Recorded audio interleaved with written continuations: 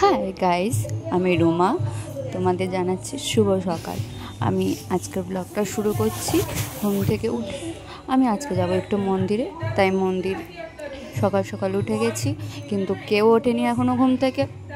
প্রত্যেক দিনের একই জিনিস, কেউ ওঠে না ঘুম থেকে, আমাকেই উঠতে হয় সকাল সকাল। তো উঠে গেছি, আমার বোনকে দেখতেই পেলে ও না ডেকে শুনে ওর মনের সুখে ঘুমোচ্ছে। কালকে রাতে অবশ্য ওকে বলে রেখেছিলাম যে সকাল সকাল উঠতে, কিন্তু সেই আমাকেই উঠতে হলো আগে। যাই হোক, সকাল সকাল উঠে প্রত্যেক দিনের কাজ। তো চলে এলাম আমি রেডি হয়ে মন্দির যাব পুজো দিতে। মন্দির থেকে সোজা আমাকে যেতে হবে সালান।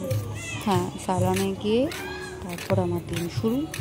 তো এটা প্রত্যেক দিনের রুল নয় আমার, আজকে সোমবার, তাই এটা আমার 3rd সোমবার চলছে।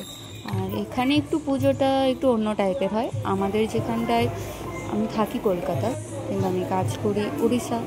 তো উড়িষ্যার সব কিছু একটু আলাদা আলাদা, তো পুজো দেওয়ার স্টাইলও একটু আলাদা, সব কিছু নিয়মকানুন আলাদা আলাদা হয়, সব জায়গার মানুষজন আলাদা, তো রিচুয়ালস তো আলাদা হবে। তো দেখতে পাচ্ছ তোমরা কত লম্বা লাইন দিয়ে আমি অবশেষে পুজোটা কমপ্লিট করলাম।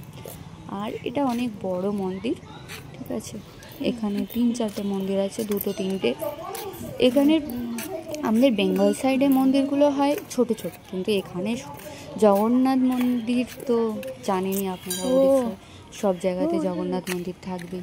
আর এখানটায়ও আছে রীতিমতো রাধা। এখানে একটা জায়গাতে ভগবান জগন্নাথের মন্দির আছে, আমাদের শিবজি ভোলে বাবার মন্দির আছে, আর তৃতীয়টা আছে রাম লক্ষ্মণ সীতা।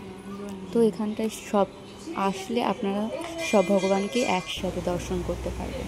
তো গুড বাই, আজকের ব্লগটা এখানেই শেষ।